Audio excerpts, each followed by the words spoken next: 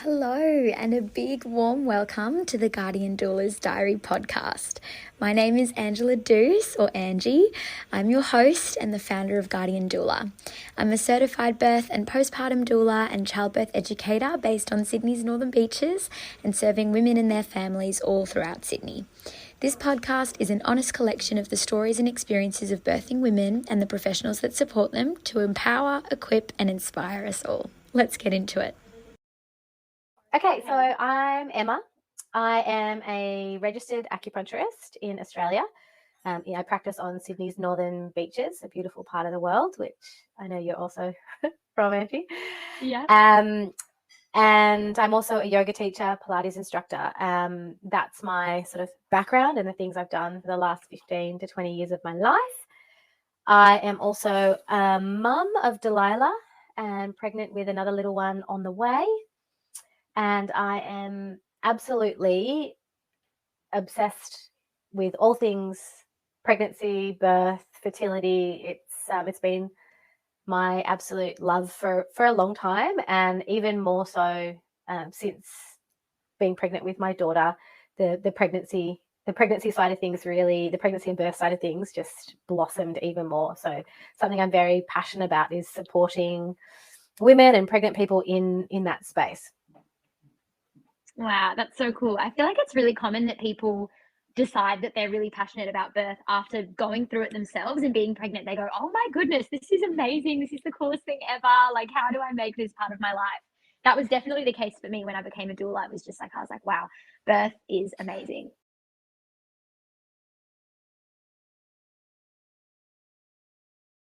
It's that, I think, until you experience it or immerse yourself in it, it's a totally different level of comprehension and understanding.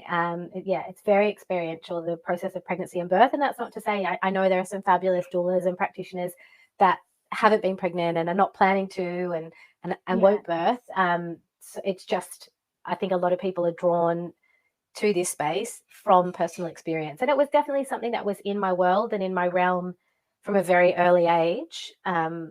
My best friend's dad was actually an obstetrician, and I still quite vividly remember watching, birth videos when I was quite young, and I remember him always being on call and getting called out to births at all hours and things like that. So I was exposed to it very, very early, and it always interested and fascinated me. And it's just interesting how over the years, I think that led me into women's health in particular. And, and then my own personal experiences with my menstrual cycle and things like that. It's all just seeds on the journey. Yeah, that's so cool. Do you feel like because you had that friend whose dad was an obstetrician and you were kind of, birth was not this foreign concept to you, do you feel like that informed your perception of birth and that you kind of were comfortable with the idea of birth even like before falling pregnant with Delilah? Or do you feel like you kind of had the, I guess, more common like Hollywood idea of birth, that it was something to be scared of, or that, that picture of like the woman in labor screaming her head off? And I'm interested to hear, like, what was your perception of birth? And honestly, I don't know.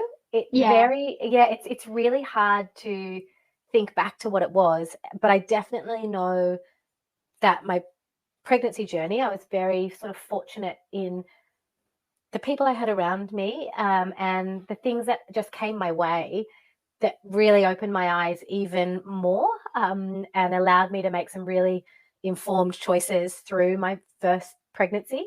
Something I also didn't mention is that must have been 8 years ago now, I decided to step away from acupuncture and yoga and the things that I'd done for such a long time and actually enter the corporate world.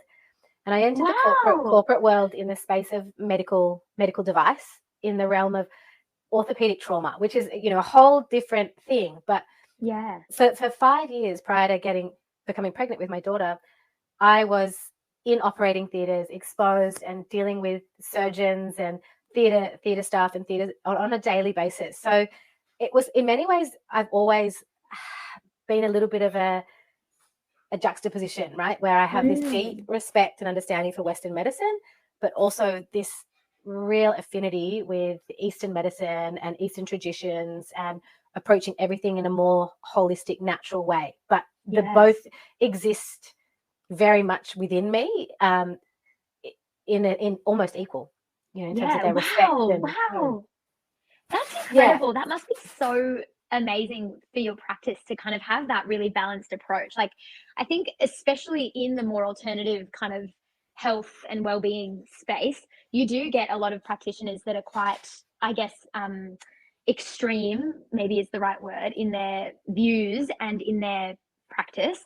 And I feel like I can relate so much to what you shared. Like, I'm definitely someone who also has like an understanding and a respect of both sides of the spectrum, if you want to call it that.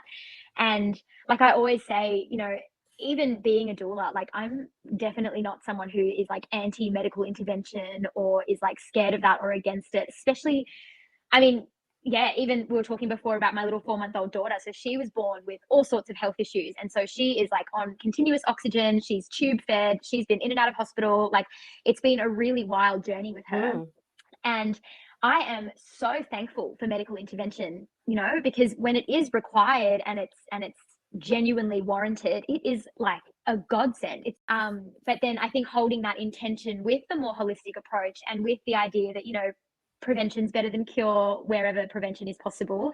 I just think it's a really helpful perspective to have, because there totally is need sometimes for medical intervention. And, things like cesareans or whatever it might be can sometimes get a bit of a bad rap or be like almost taboo, I find, in the holistic space. And it's unfortunate because there is totally a place for those things. Yes, I do agree that we do them far too often sometimes, and like that is statistically the case, and we see that, but it doesn't mean that all Western medicine is bad. It's difficult to have a foot in both worlds in many ways. And not be seen from one party, as anti and the other vice versa. So it's being very intentional with the wording and the conversation. And I find myself, depending on, the person, speaking to the person that I'm in front of, essentially, and giving information based on that individual and their wants and their needs. But I guess essentially one of the things that I definitely see a lot of in the work I do with pregnant women and those leading up to birth is a lot of our current understanding or preformed ideas, more so than understanding, around birth and how it should be, are very much formed, as you're saying, like, the Hollywood birth, and they're very much conditioned into us by the medical model, the medical system. And again, whilst, I have a deep respect for it and understanding, I do genuinely believe that approach has actually caused many women to not necessarily lose their way, but potentially have just not the full understanding of birth and as our capabilities, our physiological capabilities. We forget that pregnancy and birth is a physiological process that sometimes needs help and medical intervention. And we're very fortunate to have that. And I wish and I hope that one day the conversation will start to head a little bit more towards that, where it's empowering women that the body is capable of this and it can do this. And there's huge amounts of not only physical benefit, but mental benefit in us allowing, women and pregnant people to go through this process in a physiological way. But equally, I do understand and I do respect that some women absolutely have zero interest in that. And it's about meeting the person where they're at as well, and we can offer, and something that I do with a lot with my clients is just gentle pieces of information to potentially open up and question those conditions and those things that we've been conditioned into, because we are such a medicalized society.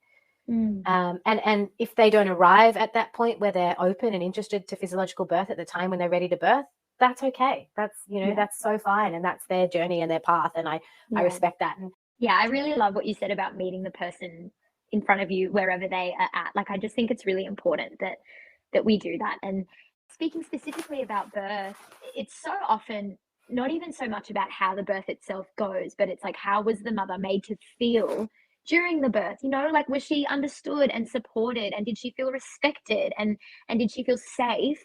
That is so often more significant to her perception of the experience than what actually happened. It is. That's the crux of it. And there's been countless studies to show that it's not the outcome of the birth that is as influential as we think it is on how the person feels after. It's actually how they were made to feel during that process. And if during their birth, during their pregnancy, they were informed, empowered, and they made the decisions on their terms, on their time, it makes a world of difference to the postnatal period, the way that they then parent and mother the child. It's exponential. It goes along those lines of informed consent. But, you know, I think the sad reality at the moment with informed consent is there's many different interpretations of what exactly is informed consent. And, you know, true informed consent is not simply a yes or a no. Yeah, true informed consent is having all the information, all the options presented without coercion, without fear, and that for whatever reason doesn't happen as much as we would like it to.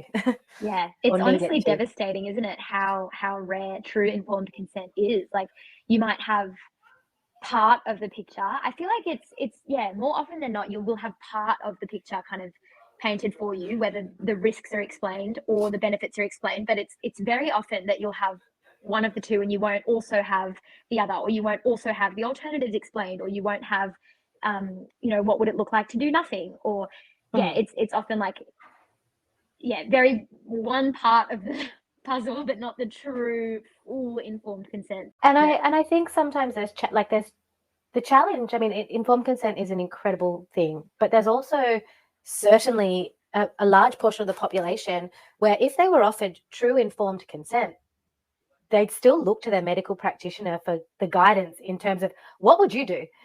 So the line's not grey, but I think there's almost been a normalization of us seeking out a professional's advice and trusting that individual, as opposed to putting the onus back on the individual to make that call. It comes back to, because of the way our medical system is, and if, for example, you know, with a breast cancer diagnosis, generally most people have very limited information on that at the time of diagnosis. It all happens very quickly in terms of the movement from diagnosis to treatment, etc. And when you're in the consult, you are relying a lot on the information that the consultant that you've seeked out their professional opinion is giving you. Whereas birth is different. You know, birth isn't a disease state. It's an innate experience. It's a physiological process. And it's something that I would love it if we honored the intuitive process. You know, and I also understand that not everybody is tapped into their bodies, you know, and that we have also pulled ourselves so far away from being grounded in self and knowing what feels right and good and bad, or right and wrong, or, you know, positive, negative, however you want to explain it. For sure, there's again a large portion of the population that is a little out of touch with the sense of self. So can we rely on that intuition?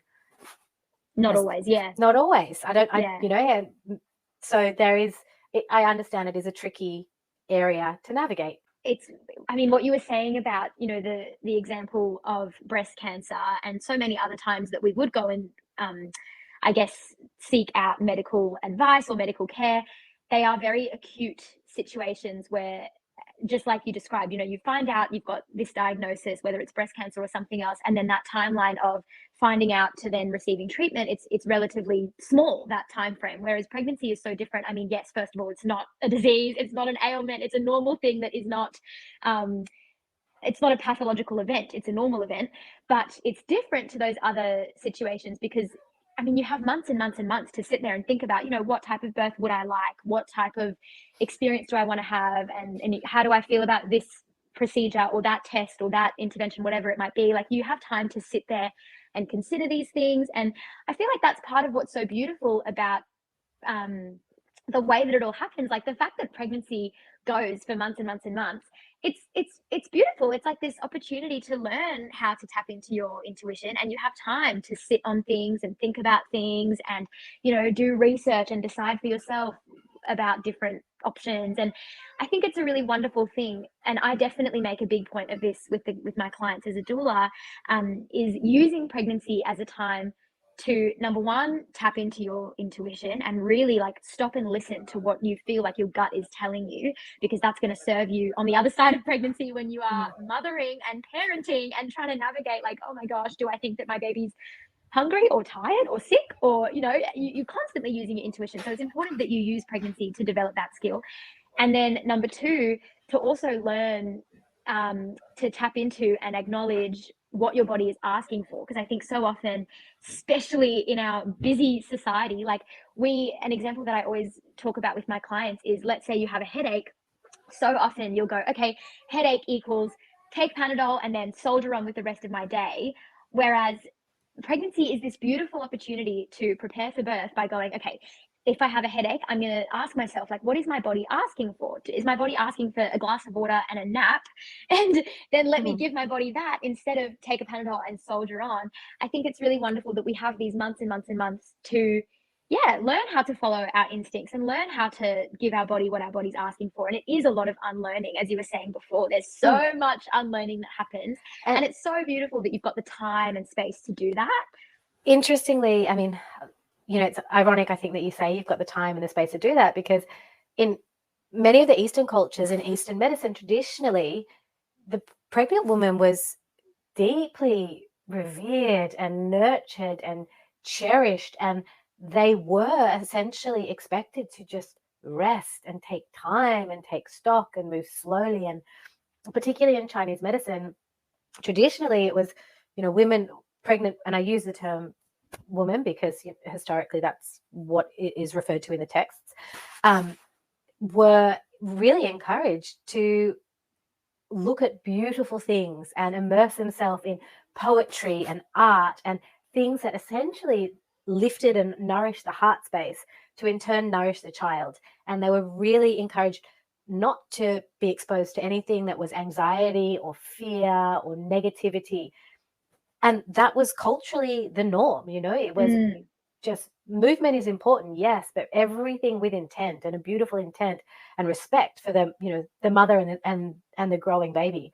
And particularly in the West, we don't have that, you know. And like, I think a lot of my clients are working up until they're at least 38 weeks pregnant, and they're working full time up until 38 weeks pregnant, and almost during particularly the second trimester forgetting that they're almost pregnant because they are so still going about their lives. And particularly first time parents almost have this expectation that postpartum is going to be this really quick transition to getting back to normality, and there is no normality after you have a child. You know, your whole world is different. And I think as much as I can, I gently try to explain that and express that, but also I'm guilty of it myself. You know, my experience prior to birthing my first babe was, you don't know what, you can't explain it, you know, until you're actually in it. And then your brain physically changes. The hormones, the breastfeeding, birth changes you. Breastfeeding changes you, all of those things, the oxytocin, you're just like, what work? I don't want a career. And it's beautiful that occurs. But anyway, I don't know where I was going with that, but on this whole, like, I think we would absolutely I would love to see more women rest more, take more time, but particularly living where we live, living in Sydney, it's rare that you find someone that can just go, yeah, not a big deal. I'm going to stop work at 6 months pregnant. I'm going to give myself, 12 months or more off with my baby, because whatever, like finance, I've got enough money to pay the mortgage, feed the kids, do all X, Y, and Z. No, that doesn't happen in this city. It Yeah. just doesn't. It just doesn't. It's so true. And it's so sad, isn't it, how we've lost that as a society and as a culture. Like, I love what you were describing before about this sense of reverence and this like deep respect for the process of pregnancy and birth and postpartum. And oh my gosh, yeah, I just can't agree more. Like, I hate that bounce back culture, and that like the way that we celebrate when someone bounces back really quickly. And I say bounces back like in, you know, quotation marks, because I just think it's so toxic. Like, it's like, oh my goodness, you have just grown a human being. You have brought that human being into the world. You have said that, yeah, if you breastfeed, like, there is so much to be said for breastfeeding and how much that takes from you. Like, it's a huge toll on you physically and emotionally and mentally. And like what you were saying about your brain changing, like, baby brain is real. It's a scientifically proven thing, which blows my mind that people don't know about that. Because I'm like, it's not just a funny saying, haha, baby brain. Like, I'm like, no, it's actually real, and it's and really, it's beautiful. really fun. And it's beautiful. Beautiful. Yes, It's beautiful. it is a necessary process of bonding with our young. You know, we switch off that prefrontal cortex and we just enter this space where the minutiae of the external isn't as important as what's directly in front of us, and that is, you know, our little one, our young, Yes. and, you know, nurturing us and this baby. And the reason it happens, I'm, you know, just entering the third trimester now, and probably I've noticed it come back in the last couple of weeks. And this is when we're supposed to be slowing down. You know, the second trimester, you've got the energy, you can move, you've sort of back to yourself after whatever was going on during the first trimester. It feels great. And then all of a sudden it shifts again. And that pregnancy is so dynamic and it's beautiful. And if only we could respect that process, I think we just, as they say, you know, like, you heal birth, you heal the world. And I do firmly believe that. I think birth has the potential to be so impactful and so powerful and so evolutionary, if we gave it that respect and space and opportunity. I think it's one of those things that you don't know until you've been through birth, really how significant it can be, either in a positive way or a negative way. Like, I really can't stand the idea that, you know, oh, birth is only 1 day, or, you know, 2 days if you have a longer labor. It's really not just 1 or 2 days in your life. Like, it's 1 or 2 days, but it's those 1 or 2 days you will think about forever. Like, well, the birth trauma inquiry showed that. You know, it showed that. And you speak to anyone who's done birth debriefing, and, you know, birth debriefing can happen for women in their 70s, 80s, 90s, and they still holding on to the experience of birth. It's a massive transformation. And I do wish we gave it that respect, you know, the same amount of respect that we give to someone turning 18, right? Like, you know, why do we not, or getting married, for example, you know, like, why do we not give that same level of reverence, respect to the process of birth? It's so true. I actually the other day posted a video that was talking about, like, people not wanting to invest in the right supports for pregnancy, birth, postpartum, whatever. Obviously, being a doula, it was specifically about, you know, hesitation around investing in doula support. And I was saying it's just weird to me that people will drop like 50 grand on a wedding day when after your wedding you don't end up traumatized. Whereas, I mean, you just touched on the birth trauma inquiry. 1 in 3 women do end up traumatized after they give birth. After your wedding day, you don't usually end up with injuries or, you know, things to physically recover from. But after you give birth, like, you may have had an episiotomy, or you may have, you know, whatever. There's all sorts of things that you, even if your birth goes beautifully and you don't require any intervention whatsoever, you still have a significant recovery, and you're figuring out feeding, and you've got a newborn that needs you and that doesn't sleep all the time, you know. So it's weird to me that, as you said, we invest so much time, money, energy, planning, all the resources in life events like turning 18 or getting married, which that's beautiful, and it's important that we celebrate those milestones. But I think it's really sad, and we do ourselves a massive disservice when we don't also invest in birth and postpartum in a significant way. Yeah, which kind agree. of brings me to my next question. Like, obviously, so this is your second baby, it's not your first rodeo, and also you are working with mamas all the time. So I would love to hear, like, what are you doing and not doing this time around in your pregnancy and in the lead up to birth? Like, yeah, I'd love to hear.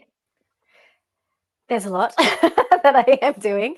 But I caveat this for those that are listening who are pregnant, and I don't want anyone to feel like they need to do all these things. So part of the reason I do all these things is because it is my passion, and I am just fascinated with birth. And in many ways, I treat my pregnancies and my experience of birth as an educational tool to inform my practice, and that's part of it. I practice through experience, and so that's why I do explore a lot of things. My preparation, interestingly, is fairly similar from my first birth into my second, because my first birth did go beautifully, and I was very I felt very prepared for that. That's a whole nother story that we won't get into, though. But this time around, having a toddler, it's certainly a different experience. So one of the things I do encourage, if you are pregnant and if it is your first, to make use of that time, because it's certainly different the second time round for most, in terms of I'm trying to carve out time. The things that I place a lot of importance on, though, are definitely nutrition. And, that's been through my whole preconception journey as well, and just really focusing on what I'm eating, how I'm eating, when I'm eating as well. And then movement is the other, big factor for me. Interestingly enough, my first pregnancy was during COVID. So we were in lockdown. So I wasn't able to go to group classes and things like that. This pregnancy, I have enjoyed. I did do a little bit of training at Bump, and was just loving doing some strength and conditioning work, just very gentle. I do yoga good couple of times a week, and breath work is another thing that I did every morning. Again, lockdown provided some pretty good silver linings for those of us that were pregnant. I think, that wasn't everybody's experience, but it was certainly mine. It was a forced slowdown. And so I had the opportunity to do a group 30-minute breathwork session every single morning the whole way through my pregnancy. And I absolutely love breathwork. It is my mindful practice.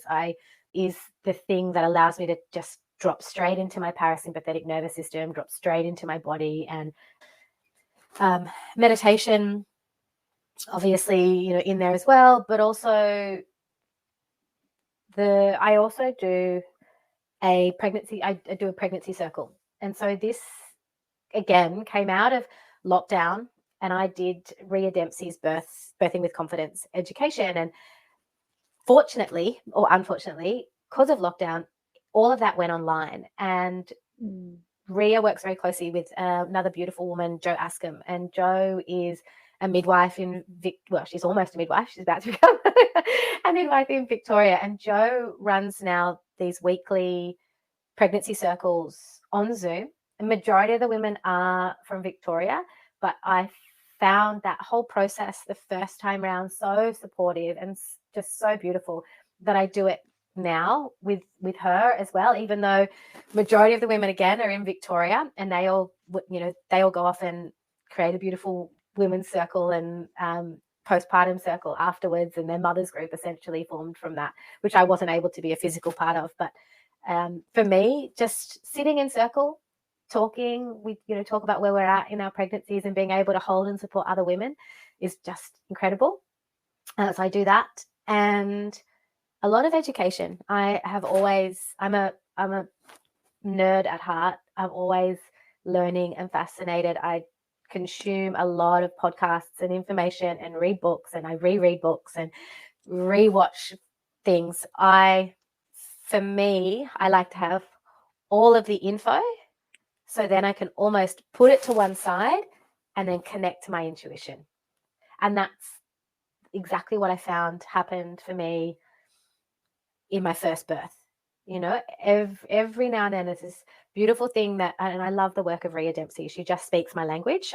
You resonate with certain people in whatever world it is that you choose to exist in. And she's just one for me that she talks my talk. I get her. Yeah. Yeah. She gets me. So she has this beautiful way of explaining the pain pathway.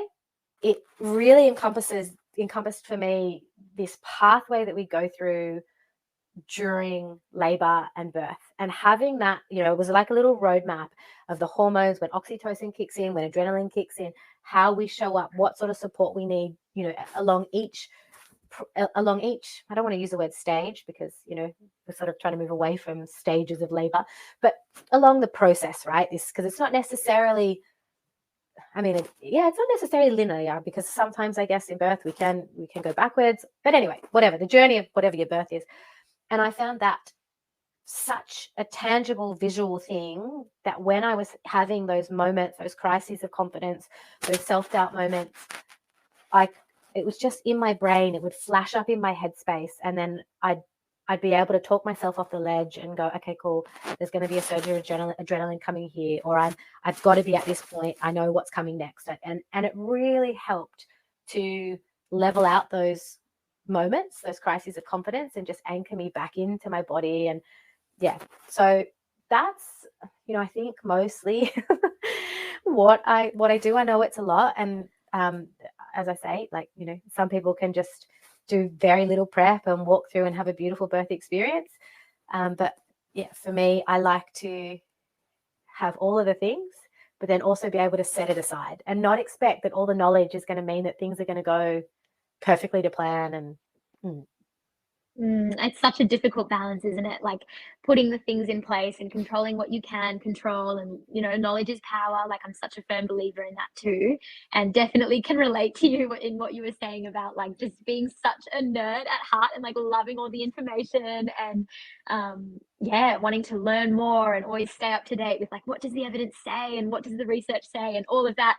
But then having the ability to absorb as much of that as possible, but then also put it aside and lean into your intuition. And I really love what you mentioned as well about kind of how powerful it is to understand birth and to understand the hormones and how it all happens. And I always say to my clients that the more that you understand birth, the more you will trust birth, and the more that you trust birth, the more that you'll enjoy birth, because it becomes something that's not scary. It's something that's not intimidating. You kind of really truly wrap your head around how normal it is, and how much your body really does know what to do, and that more than you knowing in your head or in your brain like what to do, it's just about getting out of the way and just being like, I'm just going to yield to this, I'm going to surrender to the process of it, I'm just going to get out of the way and let my body do what it needs to do, I'm going to keep my mind quiet.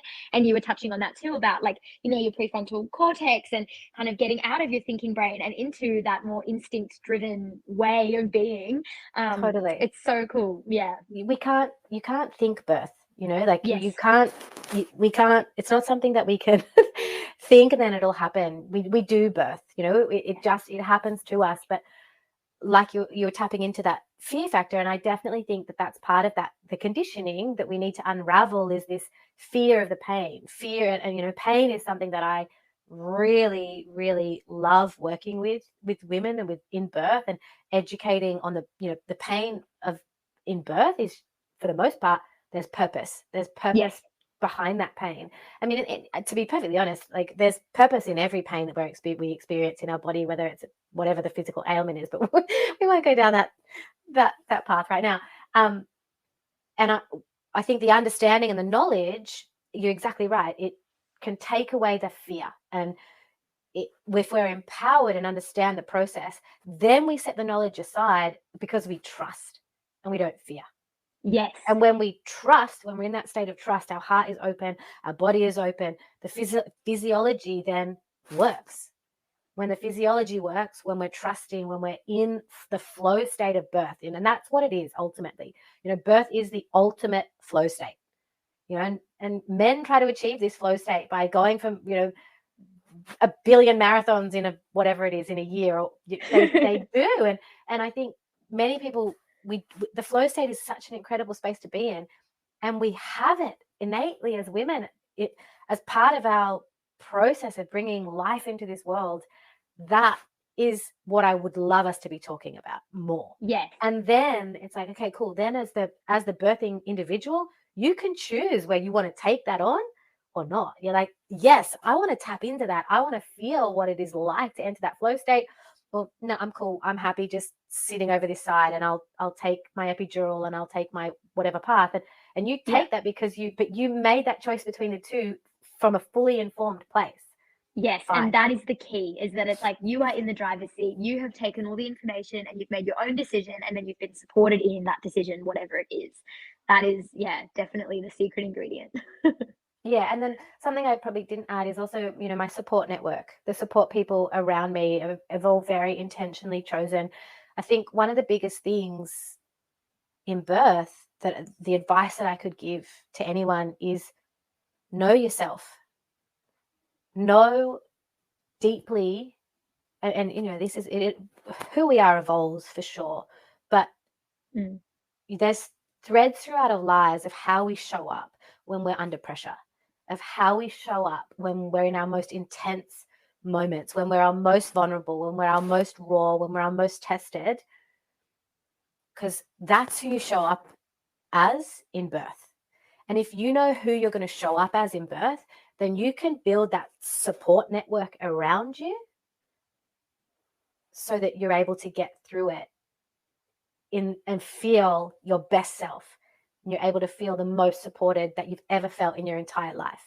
So if you can give some level of thought, it's not even necessarily to how you want to birth, although I think that is important to think about that at the start. But it's particularly, in all honesty, majority of women that I see, they say to me, when I say, what's your hopes for birth? And they say, I would like to go as natural as possible and have a vaginal birth.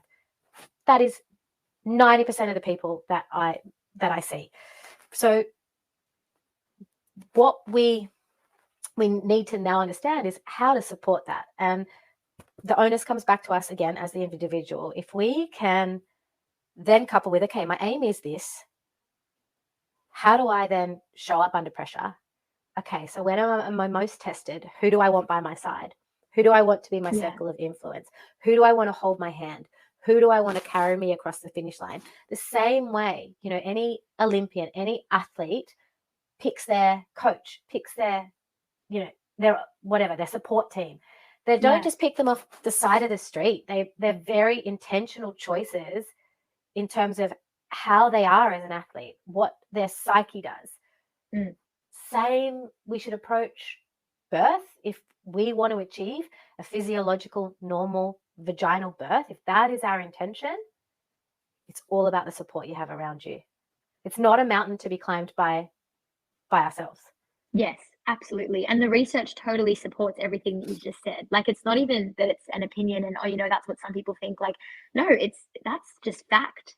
And then I guess the other thing that I'm so excited to ask you about is I want to learn all about, and I'm sure people listening want to learn all about what benefits acupuncture has or can have for pregnancy, for birth.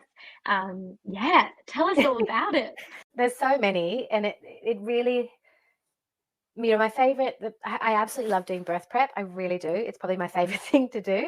But I also really love nurturing taking my fertility clients through to their pregnancy and then supporting them through that first trimester, because, generally we need a lot of support and nourishment and nurturing through that first trimester. And whether it's even just simply the guidance of the maternity care system, as well as supporting with the acupuncture. And what we know from research and evidence is acupuncture is incredibly effective to go, in the fertility space, in the women's health space, but also at regulating our nervous system. So that's one of the things that it does very well through our entire pregnancy, and particularly in the lead up to birth. The space we want to be in when we birth is we want to be open, vulnerable, almost just like a sponge. That's what happens. And I see this transition. The closer we get to birthing our babies, the softer, the more tapped into our nervous system or our parasympathetic nervous system we become, and birth happens. And that is my intention when I treat, is to really bring my clients down into their parasympathetic nervous system.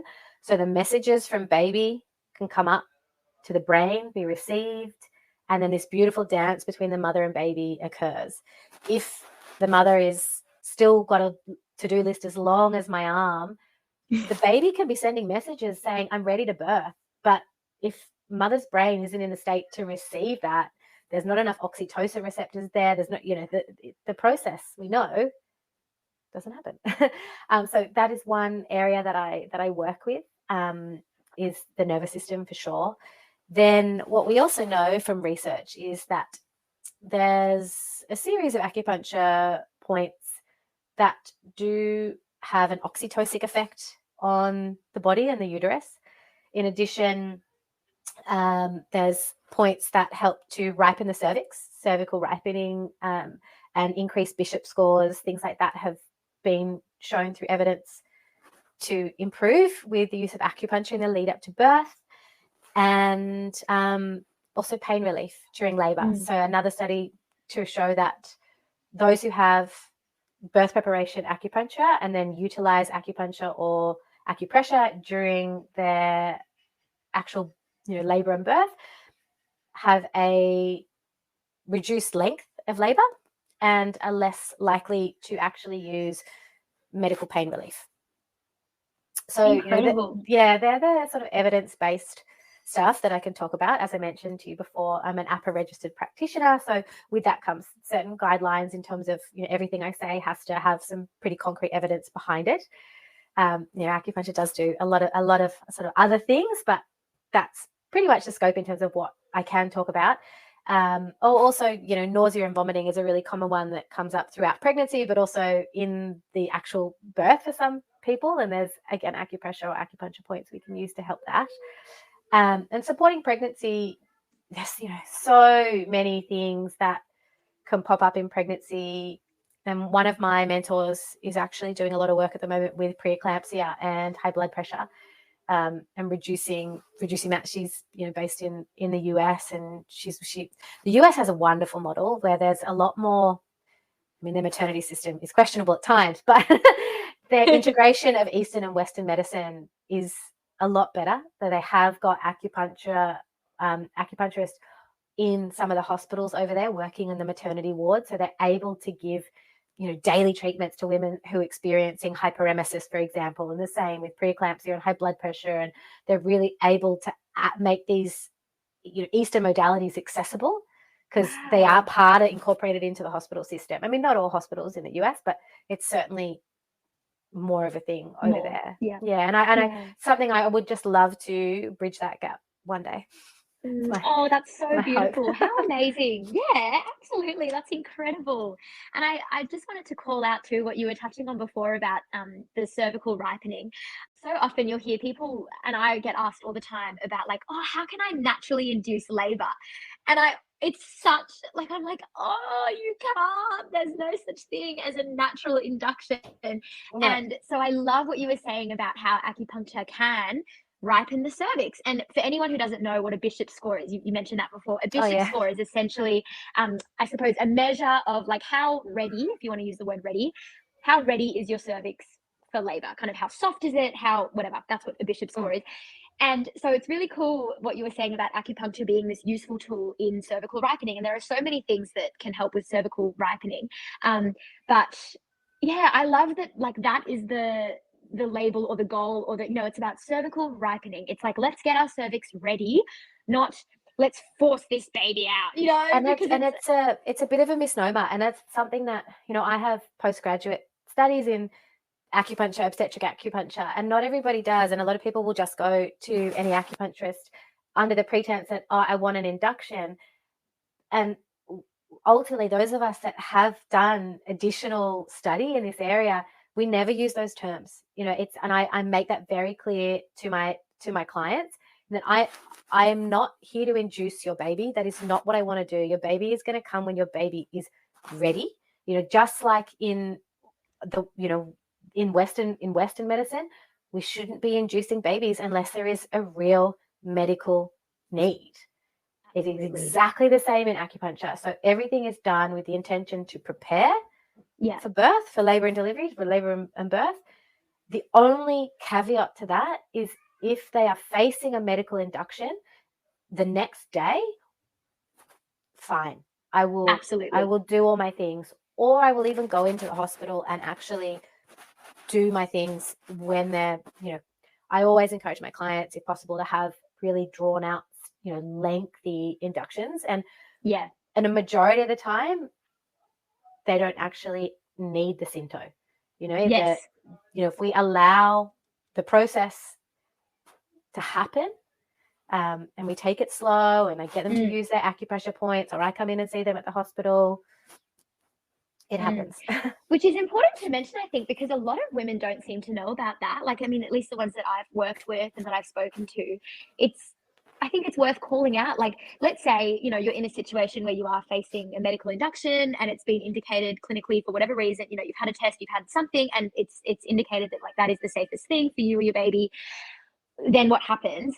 And you want to go ahead with the induction. So oftentimes, it's people don't know that it's not necessarily that you rock up to the hospital and it's like you're straight on the drip and you're straight into having Syntocin. And it can be that you would first have, let's say, some prostaglandin gel or prostaglandin tape which is put on the cervix, and it's that similar idea of kind of getting it ready or whatever.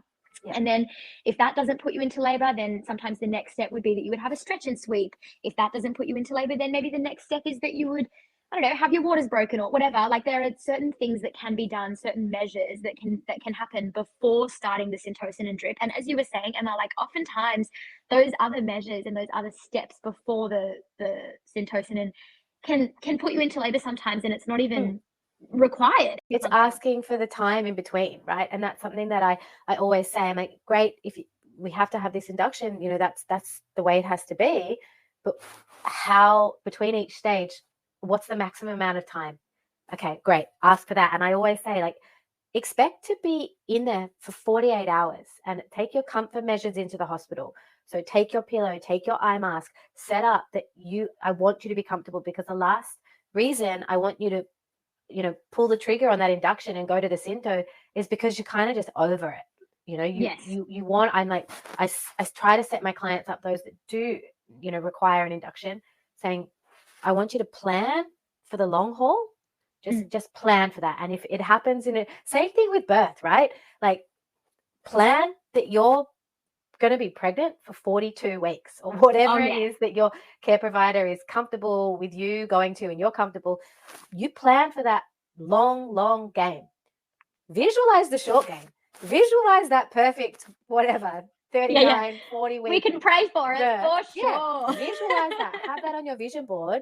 But I want you to plan for the long one, because again, it's often the expectations where it all unravels, in terms of, I thought I was going to go early, or I thought this induction I was going to have my baby the next morning, and it's a long process. The body needs time to respond and open. And again, I think where we come undone is when we're not explaining that to women, and so it's not their fault. No, you don't know what you don't know. No. So expectations are so huge. And even like, I'll often hear, and I was this mum, like I was this person literally 4 months ago, where you'll hear a mum say, oh, I went early with my first, so then that's just what I'm expecting for my second. And I'm like, don't do that to yourself, because if you do go past your due date, you're just going to be stressing, and where's my baby, and blah blah blah. Like, all of my babies, my first 3, they came at 37, 38 and 38 weeks. And then this time I gave birth at like 41 weeks, and I was like, what's going on? Like, even knowing what I know and working in birth, like I've seen birth, I see this stuff happen all the time.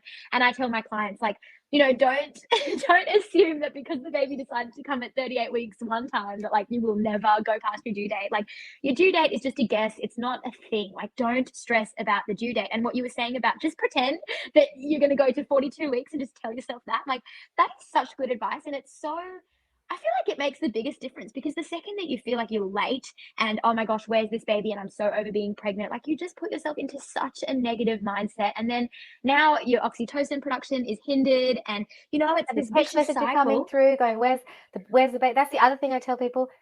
Just put that date into the future. When you're telling your friends, your family, vague generalization of end of whatever month it is, or start of this month, like add 2 weeks.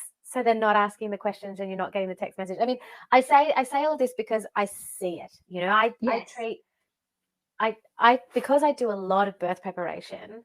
I generally will see birth preparation clients from 36 weeks, depending if there's breech, it's earlier, or if it's a VBAC, it's earlier, that kind of thing. But generally it's from 36 weeks. So I usually get at least 4 treatments in a row, 4 weeks, and then it often extends out. And I just see the same thing time and time again. And I try as best as I can to kind of coax through it. But it's also, I think, good releasing of emotion is important too. You know, when there's a big emotional release, I'm like, oh, yay, we're getting close. But anyway, it's totally setting yourself up for success. There's little things that you can do just to make sure that the wheels don't fall off. Because again, going back to what I said earlier, when we're about to birth, we are so vulnerable, so receptive, so open that any external stimuli, external conversations, external pressure, whether it's from partners, friends, parents, the care provider, the hospital system, that pressure is felt within the woman who's about to birth tenfold.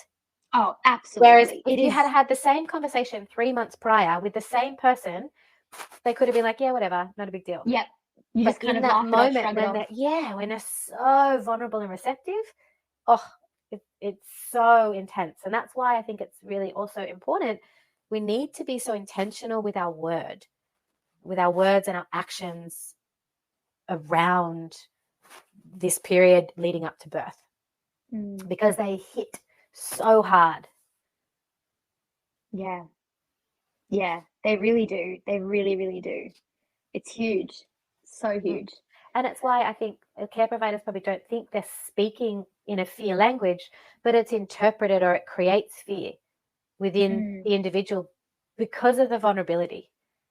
Yeah, and I genuinely don't believe that, you know, the majority of care providers out there are trying to incite fear. You know, they genuinely have your best interest, your baby's best interest at heart.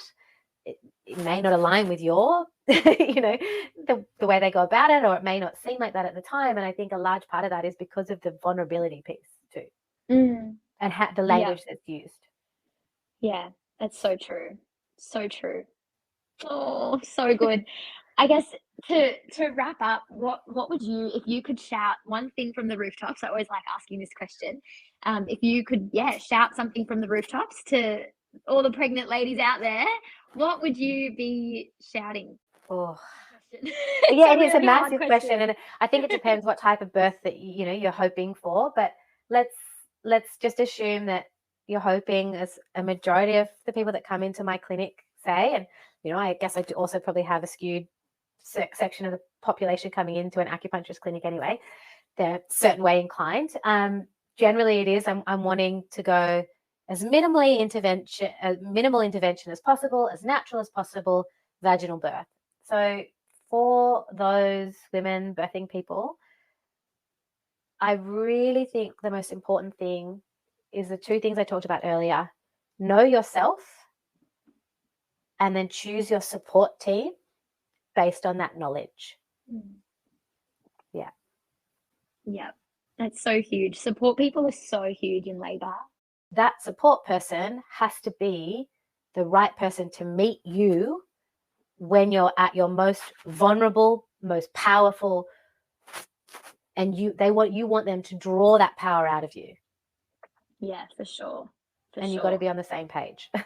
Yes, yeah. So important to be on the same page. So important. Yeah. Oh, Emma, that was so wonderful. Thank you so much for sharing all your wisdom and your experiences and your knowledge. My pleasure. We could chat for hours, I'm sure we could. So yes, oh my gosh. It was absolutely lovely to be able to just chat all things birth, and I hope there was some juice in there for someone out there. Thanks for joining us for this episode. I hope you enjoyed it. If you did, please leave a rating or a comment, and I can't wait to see you back here for the next one.